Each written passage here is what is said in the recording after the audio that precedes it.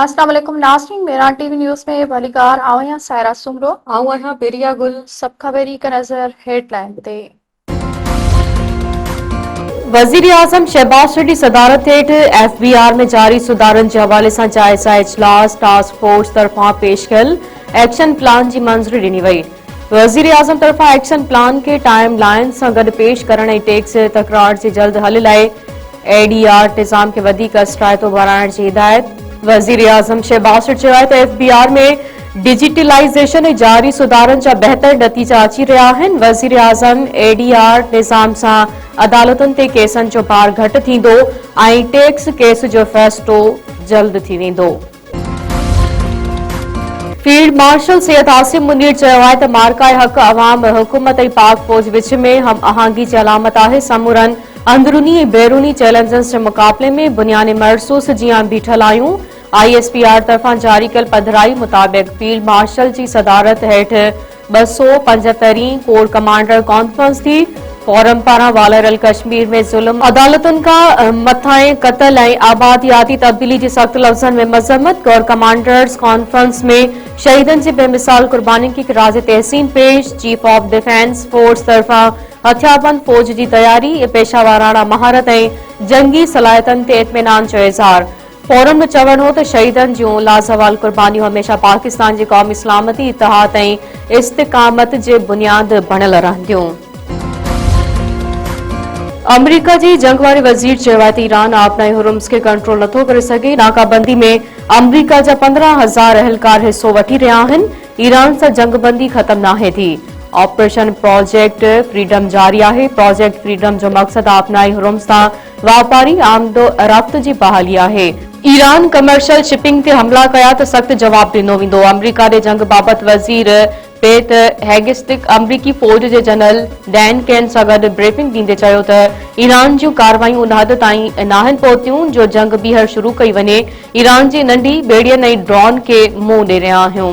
Iran जो मंसूबो बैनुल अक़वामी भतेरी शक्ल में आहे जेको नाक़ाबिले क़बूल आहे।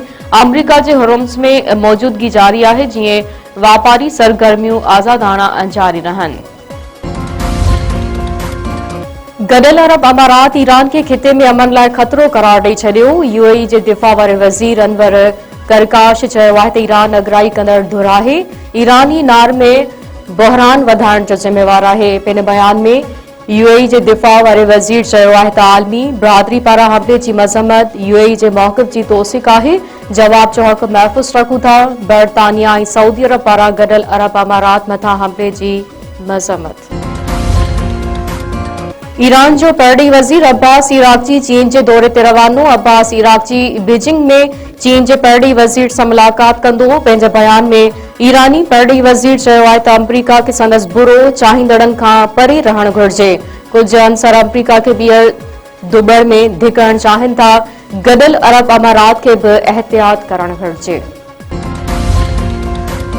पाकिस्तान पारां गॾियल अरब अमारात ते मिसाइल ऐं ड्रोन हमलनि जी मज़म्मत। वज़ीर आज़म पारां UAE सदर सां मुकमल यकजहती जो इज़हार। शहबाज शरीफ चयो आहे त पाकिस्तान UAE जे हुकूमत इमारती भाइरनि ऐं भेनरनि सां गॾु बीठल आहे। ज़रूरी आहे त जंग बंदी खे बरक़रार रखियो वञे ऐं उन जो एहतराम कयो वञे।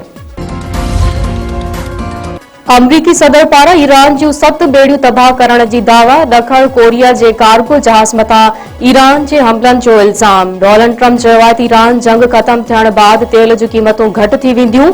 ईरान जे फ़ौजी ताक़त ख़त्म करे छॾी आहे। उन वक़्तु कुझु बि नाहे बचियो। ईरान हमलो कयो त उन खे दुनिया जे नक्शे तां मिटाए छॾींदासीं। KPK जे शहर चारसदा में JUI अॻवान मौलाना मोहम्मद इदरीस हथियारबंदनि जे हमले में शहीद। पुलिस जो चवणु आहे त मौलाना इदरीस घर खां मदरसे वञी रहियो हो त खेसि शहीद कयो वियो। वाक़ियो मुनज़िम टारगेट किलिंग आहे। आला सतही जांच टीमूं जोड़ियूं वयूं आहिनि। सदर आसिफ अली ज़रदारी ऐं वज़ीर आज़म शहबाज शरीफ पारां मौलाना इदरीस जे क़त्ल जी मज़म्मत। JUI वाक़े ख़िलाफ़ सुभाणे सॼे मुल्क में एहतजाज जो ऐलान करे छॾियो। सिंध काबीना तरक्याती कमनि लाइ अरबे रुपयनि जी मंज़ूरी ॾेई छॾी। वॾे वज़ीर सैयद बुरादअली शाह जी सदारत हेठि इजलास। सिंधु दरिया ते हैदराबाद ऐं कोटली जे विच में नई पुल जी डिज़ाइन जी मंज़ूरी।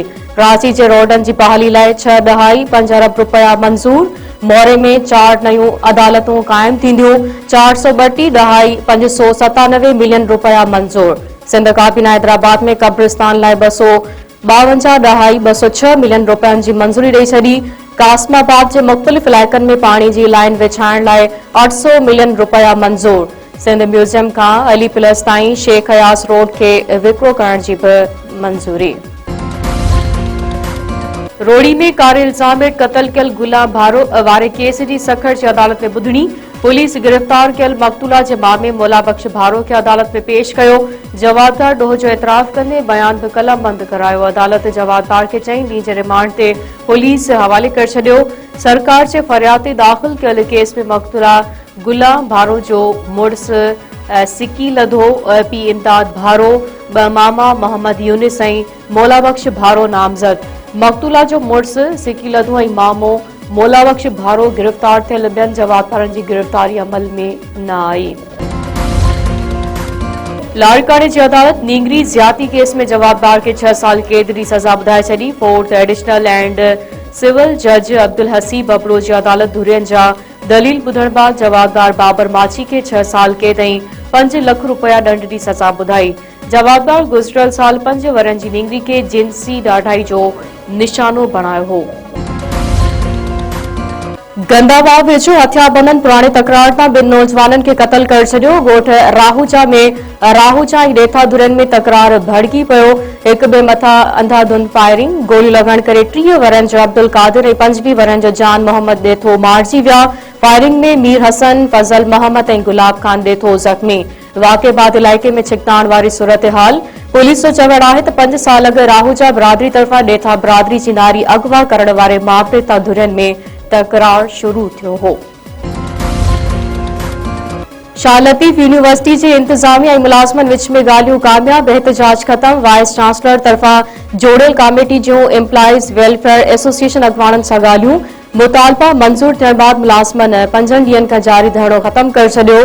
प्रो वाइस चांसलर वाहिद बख़्श जतोई चयो आहे त 1 खां 16 ग्रेड ताईं जे मुलाज़िमनि जी 30% ऐं 17 ग्रेड ताईं जे मुलाज़िमनि जी 20% लीव इनकेशमेंट 20 मई ताईं बिना कटौती जी ॾिनी वेंदी। डेली वेजिस मुलाज़िमनि खे न कढियो वेंदो ऐं 1 अगस्त खां पघार 17,500 मां वधाए 20,000 पघार ॾिनी वेंदी।